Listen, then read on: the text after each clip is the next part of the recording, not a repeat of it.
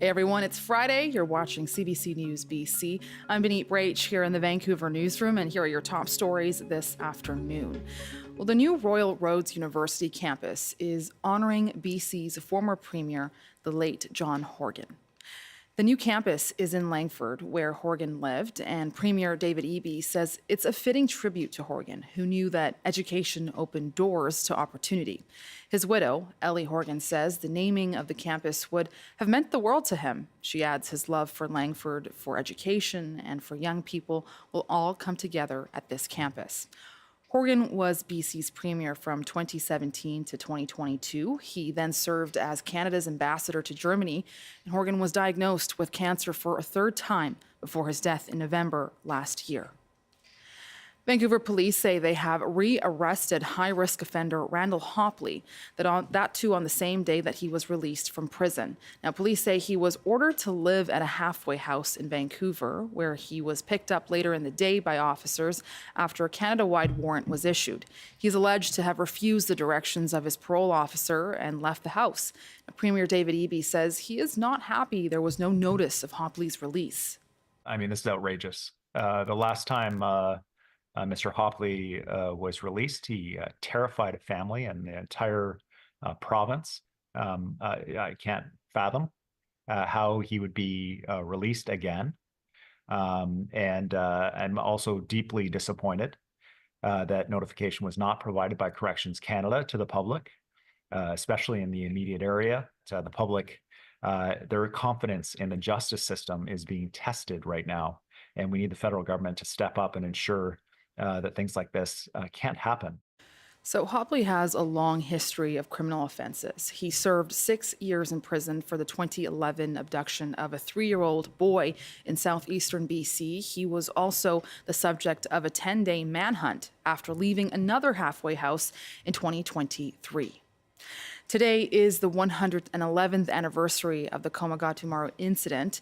Premier David Eby issued a statement today, citing how a chartered steamer arrived in Vancouver from Asia on this day in 1914. The government says 376 Sikh, Muslim, and Hindu passengers were met with rejection and discrimination and faced deteriorating conditions such as restricted water, food, and medicine for the whole time they were docked there. Now, after 2 months, the ship was forced to return to Asia. There it was met by British soldiers. 19 passengers were killed and others jailed after being considered political agitators. In 2008, the BC government apologized for the incident, and there was also a federal apology in 2022. Nonprofits in BC are seeing a significant gap between demand and supply for free menstrual products. United Way BC says 7 million of products are needed across the province in this coming year. And we heard from one group seeing a jump in demand. The way finances are today and the economy is, actually the demand and the need is astronomically grown. So our goal at Project AIM is that nobody is without the menstrual products that they need. And we feel that every bathroom should be stocked with menstrual products, just like toilet paper. She says her team is also doing menstrual education to remove stigma and shame around menstruation.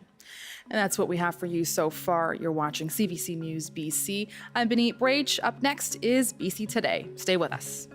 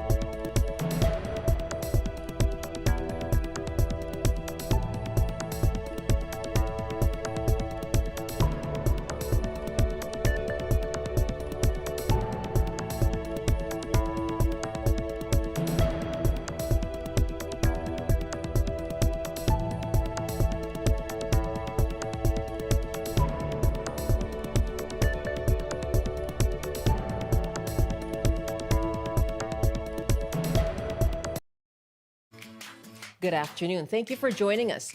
Well, the biggest hospital in BC's interior will shut down its pediatric unit for a month and a half. Kelowna General Hospital is struggling with a doctor shortage. We'll hear what the health authority and the health minister have to say. And we're asking you, if you're a parent in the region, what's your reaction? And what does this say about BC's efforts to fix the healthcare shortage? Plus, it is Asian Heritage Month. We have some prizes to give away as we ask you for your favorite books or films or shows that tell Asian stories. I'm Michelle Elliott. Welcome to BC Today.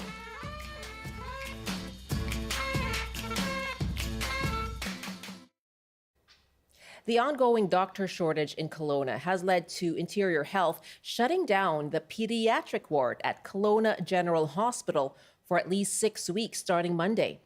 The doctors of the 10-bed unit will instead go to the neonatal intensive care unit and the ER. The health authority states that critical care services for children are open, including in those two departments. BC Health Minister Josie Osborne says the closure of the pediatric unit was a difficult decision. In a time of a global healthcare worker shortage and a shortage of pediatricians in Kelowna, that they've made a difficult decision to close the pediatric facility, the general pediatric facility unit for about 6 weeks, because they want to make sure that children are getting the best care possible, and taking pediatricians who would generally work on that unit into the neonatal intensive care unit and into the emergency room. I know that Interior Health is working hard to address this, putting in place incentives for locums and for physicians, looking at additional changes to current compensation models, for example, and doing everything they can to attract new pediatricians to the site. We know that one is coming this summer. I think this speaks to the larger issue that we are facing here in British Columbia and indeed across Canada, with a shortage of physicians, nurses, and other healthcare professionals, and that's why our government is taking so much action to recruit and to train and to retain more healthcare professionals here in British Columbia. Now, we did receive a written statement from Interior Health, which reads, during this time, all critical care services for children are open, including the emergency department and the neonatal intensive care unit. This service interruption only impacts children who require admission to the general pediatric unit. Individuals requiring care for a child should still visit Kelowna General Hospital, where they will be assessed by an emergency room physician. Dr. Jeffrey Epler is an ER physician at KGH, and he advises that parents should come to the hospital if their child needs to, and they will get care. But any child who needs to be admitted may have to be transferred to another hospital. Now, he's been sounding the alarm about doctor shortages in Interior Health for months. He spoke to CBC's Daybreak South this morning and host Chris Walker, and he said that hospital staff received the news 2 days ago. It's appalling messaging. I mean, to not let the people that are going to be most affected, other than the patients themselves, know this is going to happen, and to find out from a news release is just, I think, fairly appalling, and to have so little consultation how to deal with this issue. I want to be clear, though, we knew there were going to be some disruptions in terms of pediatric services, and there have been some disruptions up until now. We've had periods where there was no pediatric coverage, say for an overnight period, and we knew there were going to be some disruptions that could last a day or even a few days, but we had no idea that there's going to be a complete loss of pediatric services for over a month. There has been some planning for these disruptions in pediatric services. So, Interior Health has funded us so that we can actually have additional physicians available in the emergency department to take care of sick children. But we were never prepared to become what is essentially a de facto pediatric ward, as they are closing the entire ward for over a month. That's Dr. Jeffrey Epler speaking this morning to CBC. Well, we're asking you, what impact does the closure of the pediatric ward at Kelowna General Hospital have? And are we moving fast enough in BC to fill doctor shortages? What more needs to be done? You can give us a call, 1-800-825-5950, 604-669-3733, or you can hit pound 690 on your cell phone. You can also email bctoday@cbc.ca. Joining me now is Paul Adams, Executive Director of the BC Rural Health Network, and he's joining me now from outside of Princeton, BC. Good afternoon. Thanks for joining us, Paul. Thanks for having me, Michelle. What do you make of this closure of the pediatric ward for 6 weeks at Kelowna General Hospital? It's a concern for sure. Some of the issues related to it are the compounding effects on transfers to other hospitals and the pressure put on emergency rooms. So, we've seen a lot of emergency room closures across the province, and as we see these happen, we see additional pressure put on the existing resources that are in place.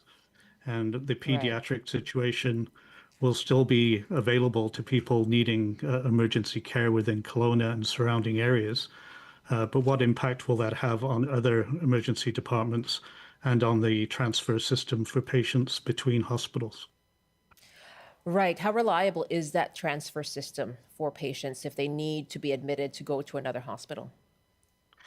And it's, we have a fantastic system in place, and, the resources that are available to people are great if they're there and operational. But, you can imagine the concern if you're a parent and you come to a rural hospital and the emergency room is closed, that situation is not as easily addressed.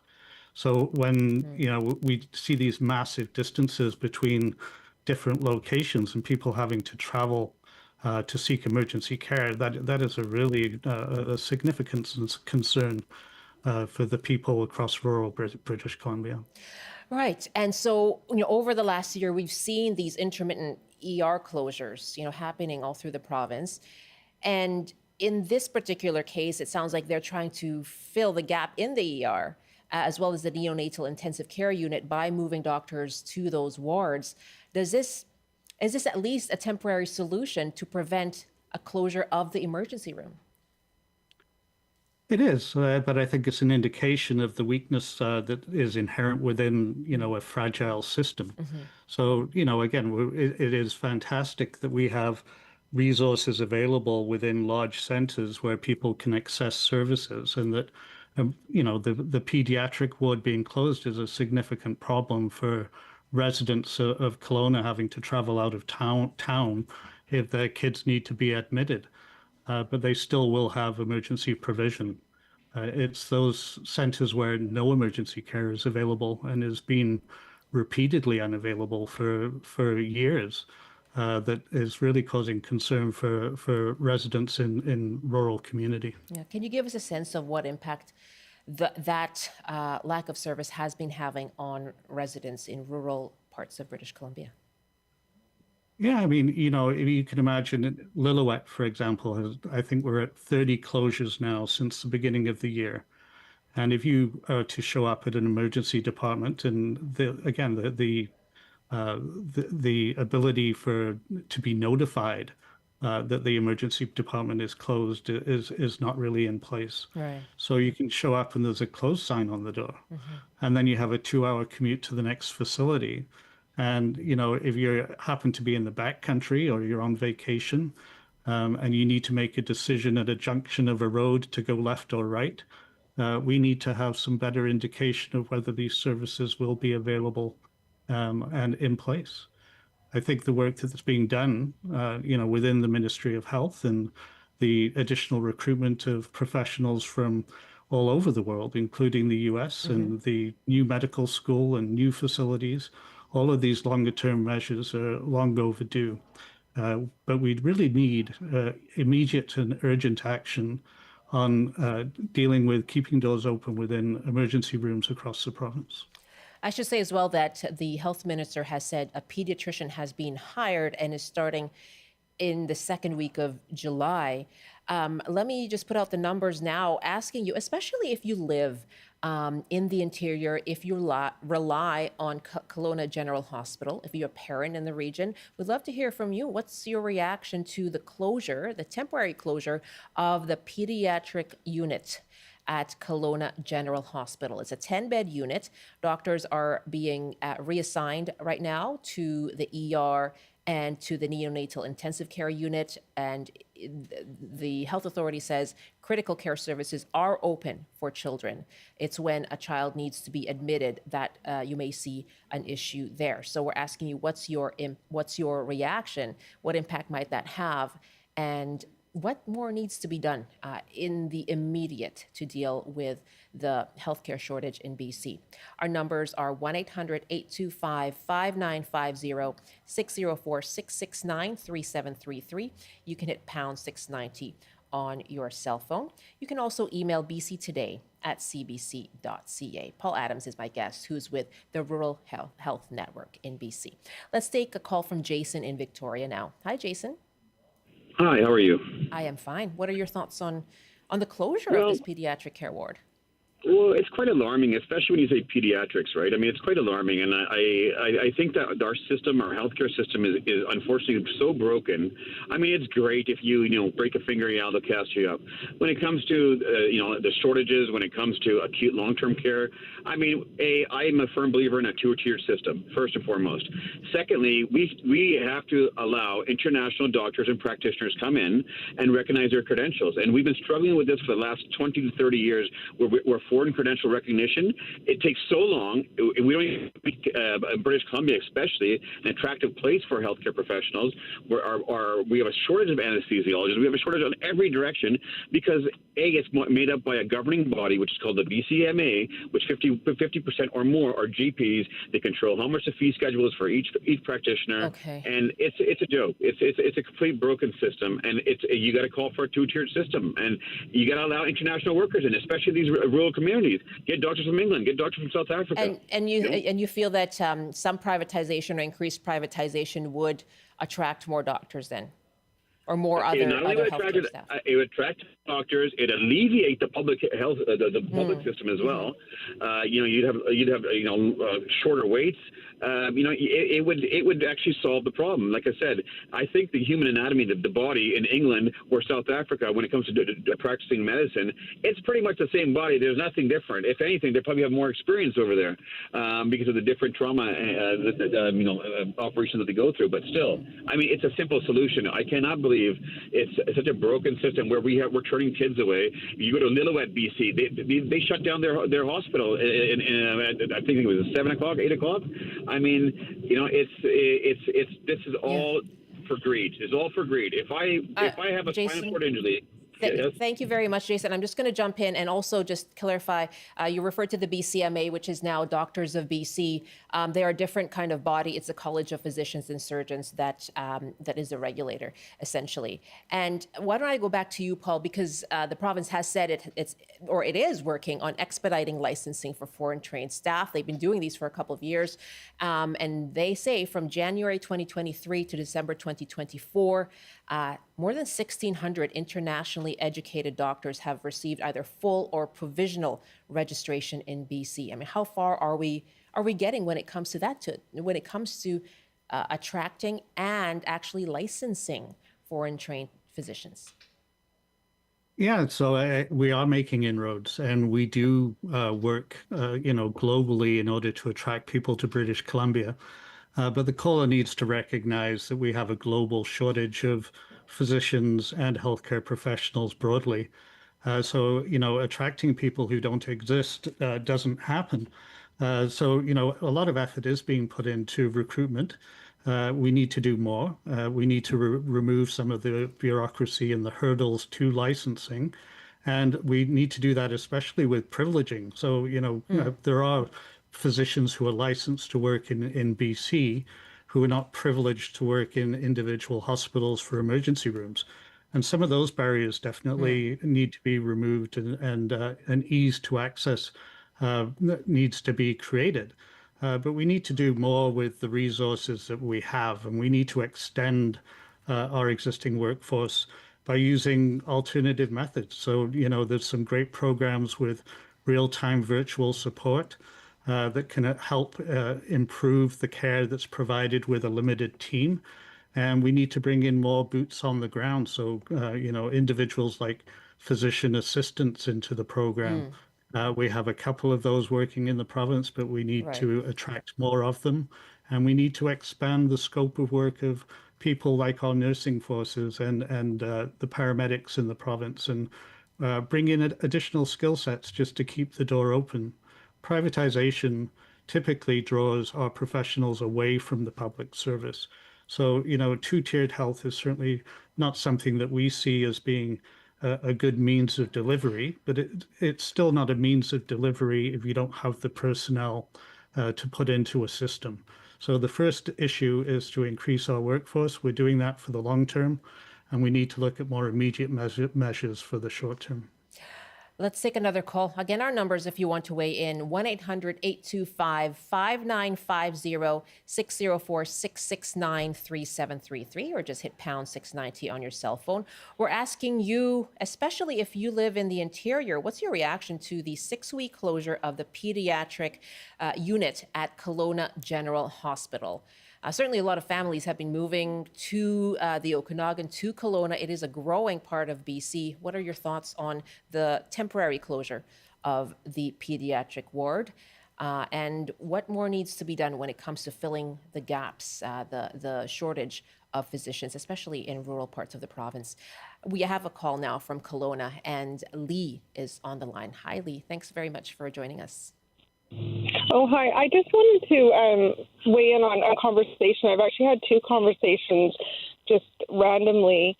One was with somebody who worked in that department a while ago, and they had pulled back their role within that department and weren't going to be participating in that anymore. She still is obviously in the field, but not working within the hospital. And I thought that was very curious. And then the other thing, just last weekend, I was chatting with one of my daughter's moms who actually works in the department as well, and she's looking for a career change. She's not wanting to continue on in that department. And so it was interesting to me because they're talking about attracting qualified and, staff, but it looks like maybe we have a little issue with retention, and maybe there's some sort of a disconnect between the people that actually work in that department and the leadership. And I'm not in the industry. I don't know anything about it, but just curiously, I had 2 conversations, and I am a mom, and heaven forbid I have to use that department. But I think somebody needs to look a little closer at retention and maybe leadership, because there's certainly seems to be a disconnect. Really interestingly, and that's something we can perhaps follow up with Interior Health on. Haven't heard a comment from them regarding that. For yourself, you mentioned you're a mom in Kelowna. What has it been like trying to access care generally with your children? I'm extremely fortunate. We haven't had to do that. Again, my call-in simply is just about the staffing shortage and just the 2 conversations that I've had directly with individuals.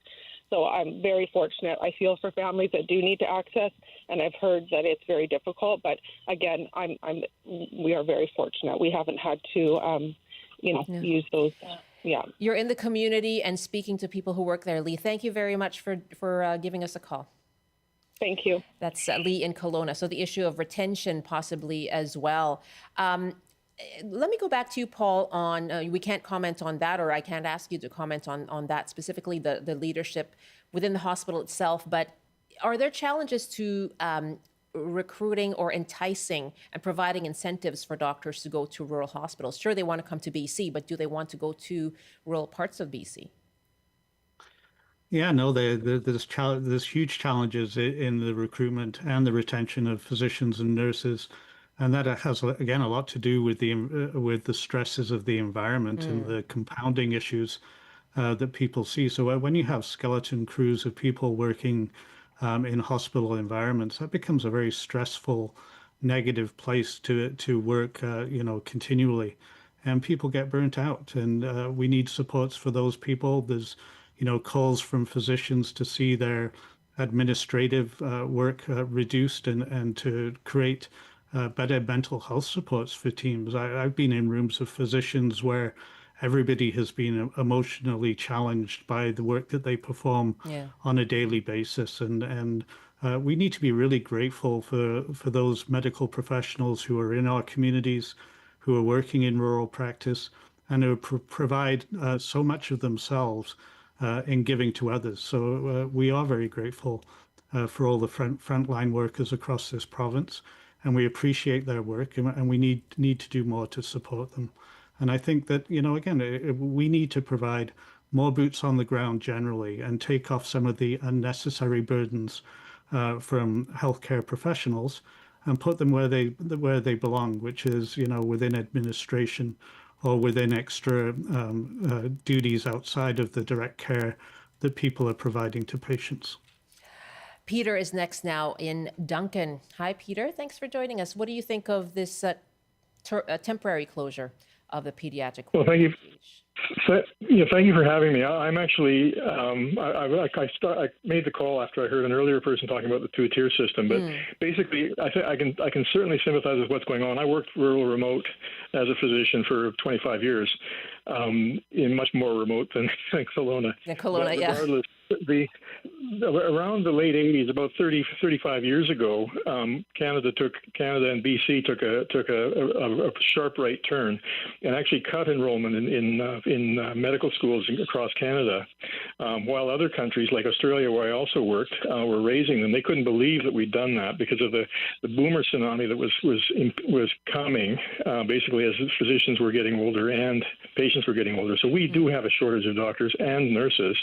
BC is doing an amazing job right now. They've got, I think our family practice residencies were the only ones that were filled in Canada because of changes in reduction of administrative jobs. I was very lucky in my remote community. There was a thing set up by David Barrett in the early 70s at that system where I did not have to do any administration. I just had to focus on my work. It was very stressful and remote and so on. But we do not want a two-tier system. In the United States, that's basically where the United States is. They spend 2 to 2.5 times per capita on their health care, and we or any other country in the G20 does.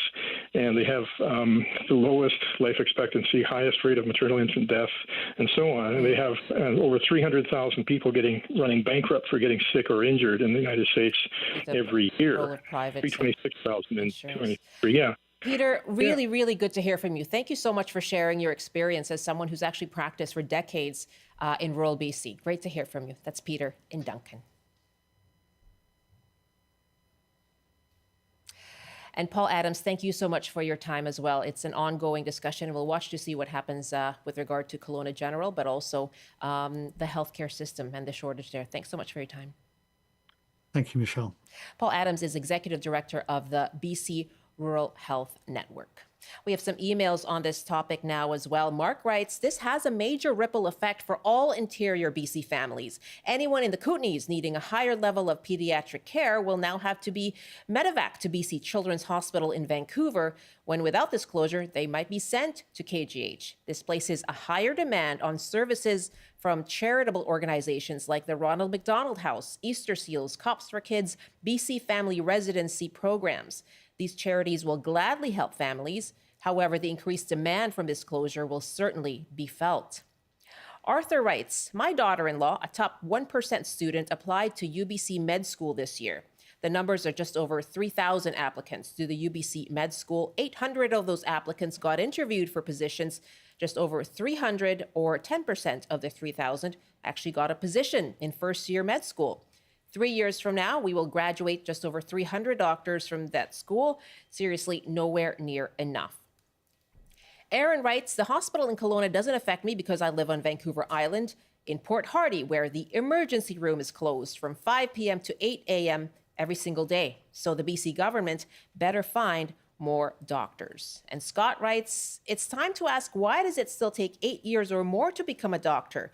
Often with no income during that time. In many other countries, medical training is faster and more accessible. Scott, thanks so much. And thanks for all of your emails on that. bctoday@cbc.ca, and more coverage of the temporary closure of the pediatric ward at Kelowna General Hospital here on CBC.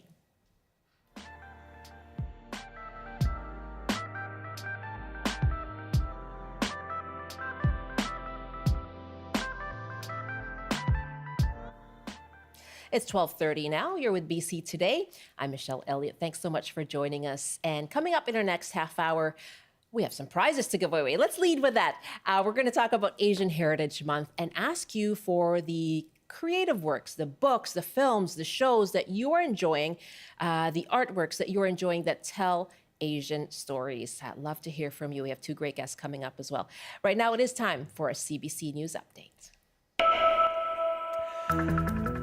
Good afternoon. The man accused of sexually assaulting a woman in a Stanley Park washroom this past Monday made a brief appearance in court today.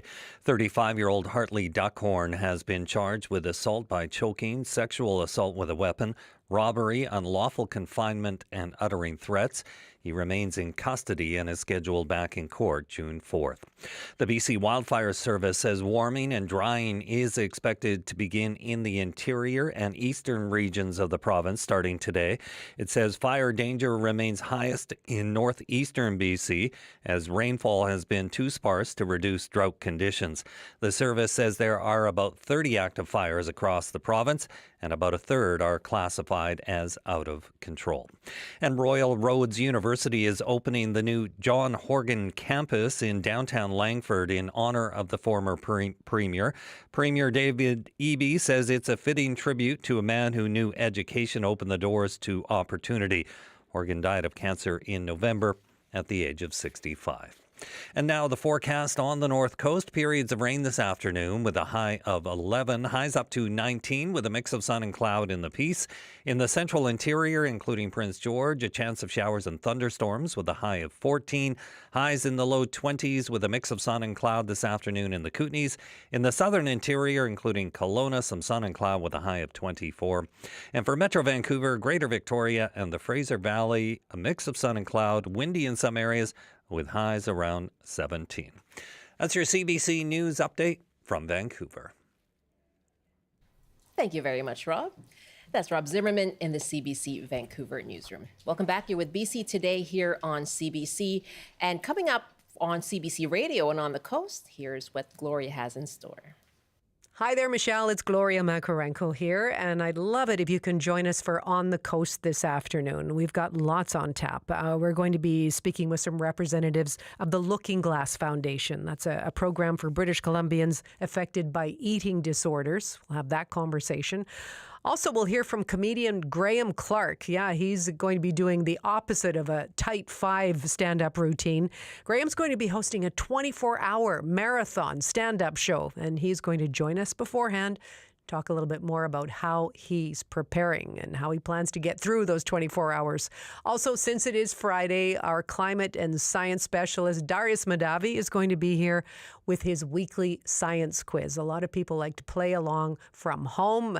We always invite someone to join us live on the air as well. So I hope you can be part of the fun this afternoon between 3 and 6 for On the Coast. Thank you, Gloria. Wow, that's a lot of comedy. I don't know. That's a lot of dad jokes. I have many in store. I'm not going to bore you with them right now. But I do love a good dad joke. You can email me some if you like. bctoday@cbc.ca. That's Gloria Makarenko coming up on the Coast. That's starting at 3 on CBC Radio 1 in Metro Vancouver.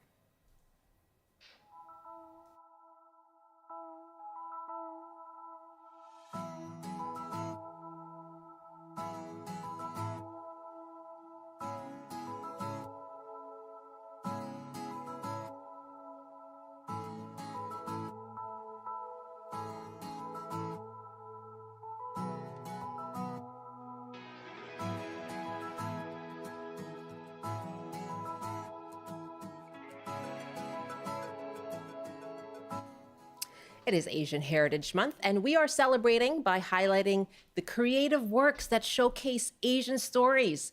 We have some fabulous prizes to give away as well to 2 lucky callers, one in Metro Vancouver and one outside Metro Vancouver. And there's a reason for that, and I'll tell you all about that in a second. But first, we want you to call in and let us know what is your favorite book or film or show or piece of art that tells Asian cultural stories. Love to hear from you. 1-800-825-5950, 604-669-3733. You can hit pound 690 on your cell phone, or you can email bctoday@cbc.ca. I'm pleased to welcome my guest. Jennifer Kim is owner of Nooroongji Books, which is a multilingual curation bookstore at Granville Island. Sirish Rao is an artist and writer and the interim CEO at the Vancouver Art Gallery. Welcome to you both. Happy Asian Heritage Month. Thank you, and the same to you. Jennifer, I'm almost scared to ask, can you go through your stack of books that you've brought here. I'm not that scared because people will want to know, but it's going to be a long list. I'm so excited. Yes, I'm sorry, I can't help myself every time I'm invited in. Let me just start with May It Have a Happy Ending by Manal Dr. Matani. Manal Matani. Of course. It's just a beautiful story about family transitions and comfort with oneself after growth. And Lovely. it's gorgeously written. And then we've got this anthology of contemporary modern Chinese poetry. It's bilingual, translated by Yilin Wang, who's also local to Vancouver. And also we've got Meet Me at Blue Hour by Sarah Suk, who is also a local Vancouver author. This is a young adult title, and it's got elements of sort of sci-fi and takes place in a Korean city called Busan. It's just really fun. I love her writing style. I love that you have brought some young adult fiction as well. Yeah. Yes, and I'll also move on to Magdaragat. Yes. Yes. We had her on the show. A wonderful book. Yes, and so we have a kind of a memorial sort of display for the Lapu-Lapu Day Festival tragedy, and we're matching proceeds from the sale of this anthology of Filipino-Canadian writers to donate to the survivors and families of the festival tragedy. This is the book by Ted Alquitas, of course, who's such a long time. I've known of Ted for so long, and was so happy to hear that he had put together this anthology. And I met, of course, some of the wonderful writers at your bookstore at an event, and it was so lovely as well. Yes, Yeah. it was a wonderful event. Yeah. So many contributors here, local and throughout Canada. This is a really beautiful book about loss. It's about a child who loses their grandfather. And the illustrations are gorgeous, and it just is a really nice way to introduce concepts surrounding death in a gentle way, in a comforting way. Yeah, important conversation. Yeah. And then we've got this sort of more serious academic anthology of essays surrounding modern Chinese foodways by Jia Chen Fu. This is from MIT Press, and this is really interesting. It kind of likes to flip the narrative on what we consider Chinese food and cuisine and the history of such, and how we can, determine, authenticity and all those kinds wonderful, of discourses Absolutely. surrounding Chinese food. And then this, I Decided to Live as Me. It's just like a really fun, self-affirming, illustrated, I don't want to say self-help book, but it's just like a uplifting toolkit, I would say. Yeah. And it's by Kim Soo-hyun and translated by Anton Her. Is it aimed at a younger audience as well? This is for anyone, Okay. I would say. Yeah. The graphic looks like it's very for sure. The appealing. illustration. Yeah, the Yes, Kim illustration Soo-hyun is an illustrator who's done very well in Korea, and she's also written this about self-acceptance. Wow, it just keeps coming, folks. Sorry, yes. I'll try to be quick. This is a short little essay by Sky Arundhati Thomas about this very interesting artist, Lalita Lajmi. And it really delves into her, interest in psychoanalysis and how this informed her sort of feminist artistic practice. Wow. Okay, sorry. No. Blockchain Chicken Farm. Really interesting essays on the current state of technology and the tension of metronormativity is a term that I learned from this book, which is how we often think of cities as more urbane and sophisticated and morally advanced or technologically advanced and whatever else, and how this author, Zhao Wang, is arguing for, critical analysis or criticism of that. That's deep. Yes, yeah. And another one, Discriminating Data. This is by Wendy Hui Kyung-chun, and I believe she is an academic who teaches locally here. Yeah. As well. this is such a fascinating book, and I think this is a wonderful primer for all of us who are not, we're laymen when it comes to AI, language learning models, everything that's happening right now, and all the sort of different things that we can be aware of that we could be more informed about in terms of how we can make sure that our future is more equal and safe and yeah. What a pertinent conversation Yes. to be having right now, too. Okay, last but not least, we've got God Has No Godchildren. This is actually from the Dalkey Library of Korean Literature.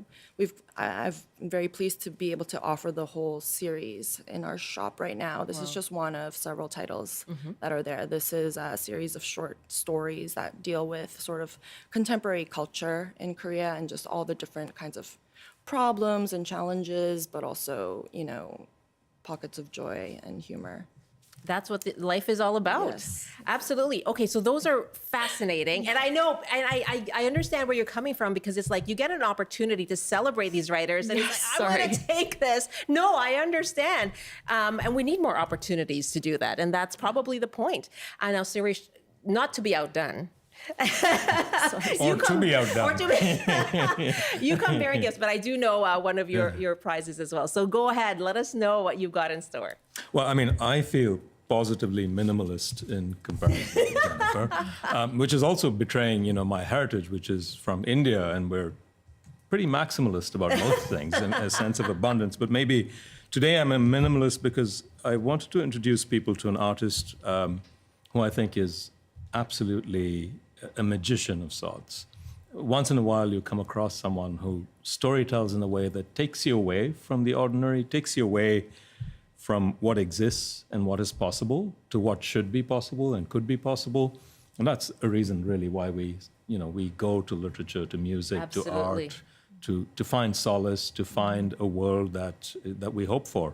And Otani Workshop, although it sounds like an entire group of people, is actually one artist, born in Shiga Prefecture in Japan. And Otani is a ceramicist. He's trained in traditional Japanese ceramics, but then he uses that to tell stories in clay that create these fantastic characters that are both, a little spry, magical, fantastical. Yeah.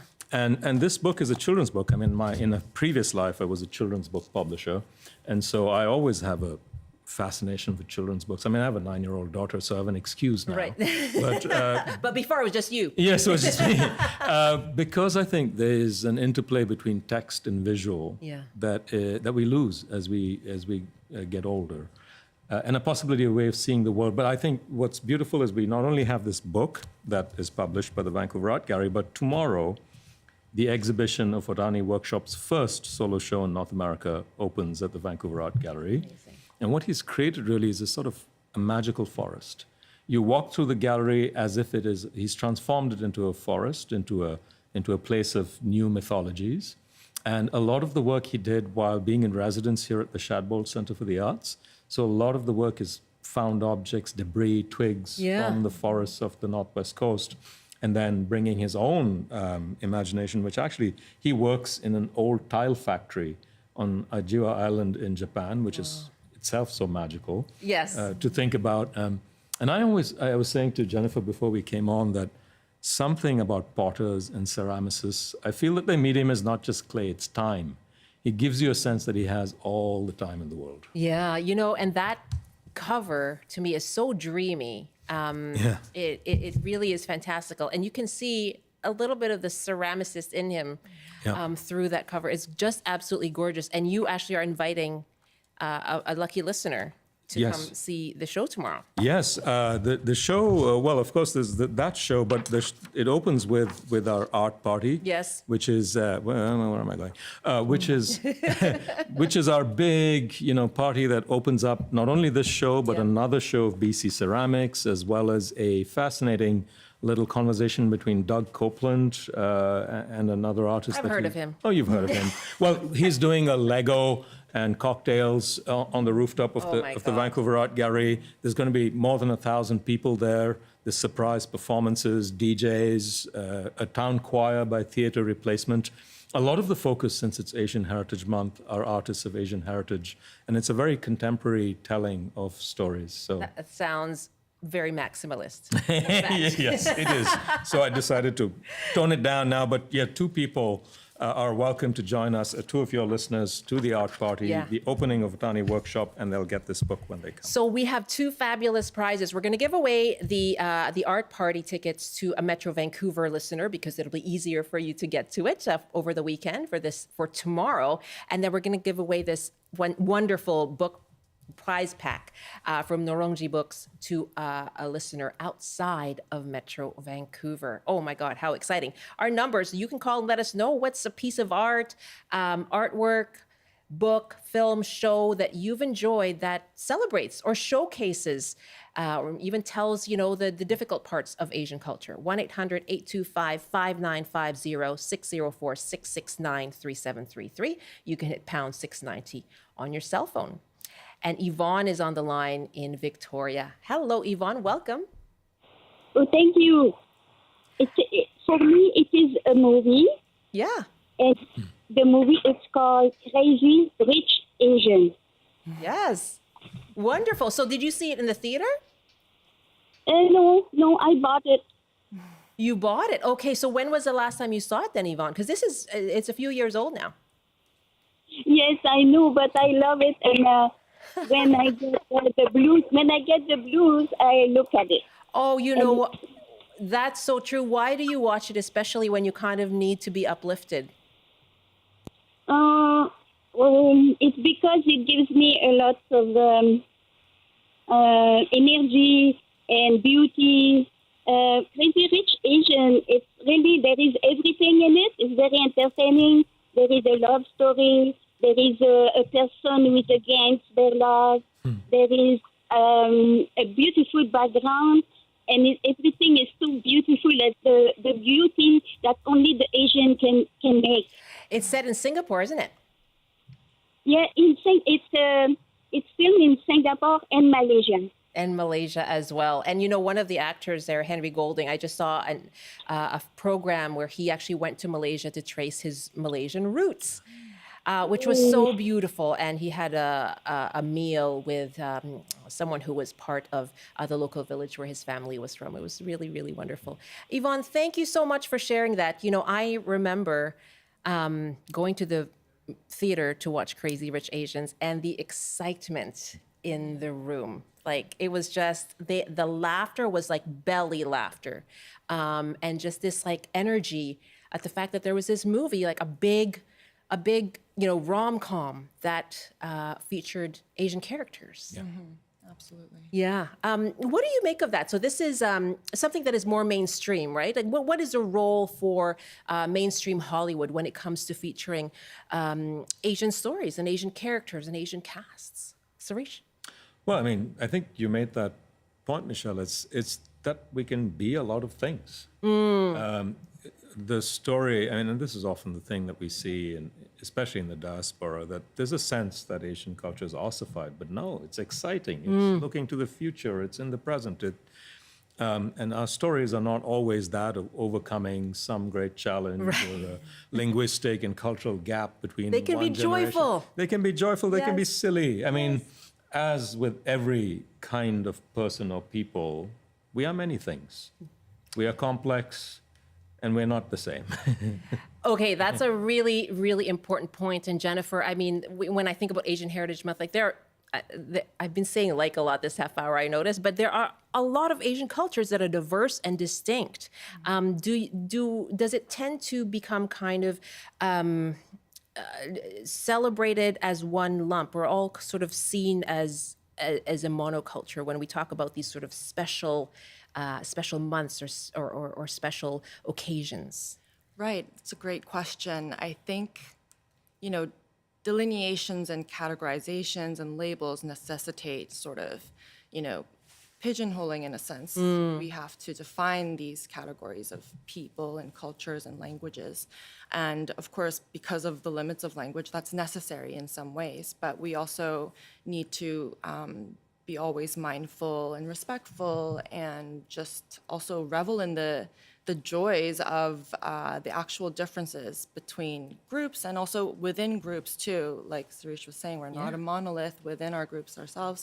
Different, ethnicities might have different, views or different histories, different, classes, different aesthetics, different everything, different languages even, right? Well, I should say, actually, thanks for having me on the show, because normally when you say Asian, people don't think of me in this city, and yet people from South Asia or India are from Asia. Yes. It's a gigantic swath. So, of course, we're talking about like 1/3 of the world or more. Yeah. So, yeah. Well, that's just it. I think it's the conversation has been evolving, I believe, in the last few years in terms of, you have to try at least your best to represent the breadth of the Asian diaspora, as you were talking about. Yeah.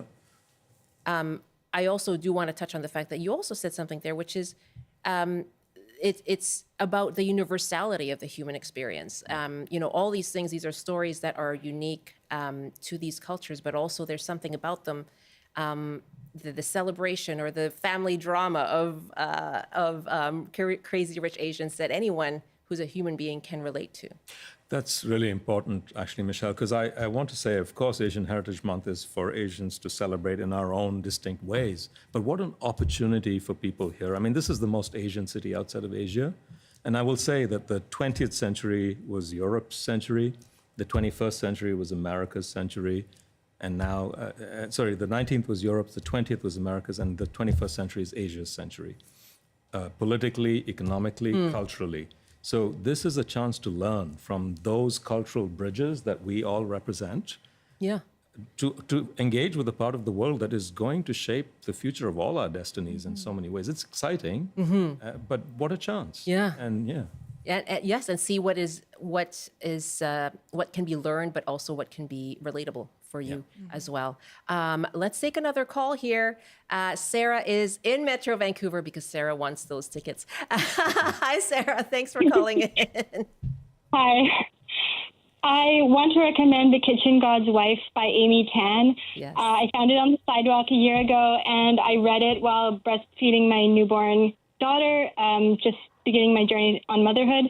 And it's just this absolutely beautiful and complex tale of this relationship, this mother-daughter relationship, and it blew me away, and it was beautiful. Did you say you picked it up off the sidewalk? Yes, I did. What happened there? Oh, I don't know. You always find nice things on the sidewalk. Fell off the back of a truck. Yeah, you always find nice things on the sidewalk. That sounds like the title of a book almost. And so, Sarah, I mean, what a wonderful experience to have read it while you were holding your newborn child. I remember reading this book, as well as her other book, The Joy Luck Club, as well. And yeah, you're right. That relationship between the mother and daughter in that book is something so special. And I'm sure it was a great experience for you. Thank you so much. Yeah, thanks very much for calling in. Amy Tan really was kind of, in terms of authors, really paved the way for Asian American authors. Huge groundbreaker. Great. That's a really great suggestion or recommendation, Sarah. I still can't believe that you found it on the sidewalk. I happen to be enjoying Julie Chan is Dead. If you're familiar with this book, I heard the author on Bookends with Matea Roach on CBC. Just so much fun. It's kind of a dark comedy about social media and influencers. So talk about relatable. It's highly, highly relatable and something that I'm enjoying right now. So there's my recommendation. We have another caller, I believe. Let me just go with the numbers once again. 1-800-825-5950, 604-669-3733. I think we have Ruth at Cowichan Bay. That's right. Hi. Hello, Ruth. Yes, welcome. Thank you. And so is it a book that you'd like to talk about? Yes, it is. It's called The Leftover Woman. It's a novel by Jean Wok, Kwok. Okay, so tell me about, I'm not familiar with that book. Tell us about it. It's quite a suspense book. It really moves quickly, and there's a little bit of soap opera to it. But I was just reading a Kirkus review on it, which is a critical review, and they said that that's overcome by the storyline, which is a young woman in, I think it's, well, in an Asian country anyway. I think it's China, yeah. And she becomes the nanny to her own child when she immigrates to the States. And then the story goes on from there, and there's quite a few very interesting complications in it, and she's hoping to escape with her own daughter, but something happens before that happens, and before that can happen, because she has to have a certain amount of money to do that, and it's all going well until it isn't. Oh. And then, it's a very, very interesting book. What a great teaser, Ruth. It's all going well until it isn't. She's left us hanging now. Dun.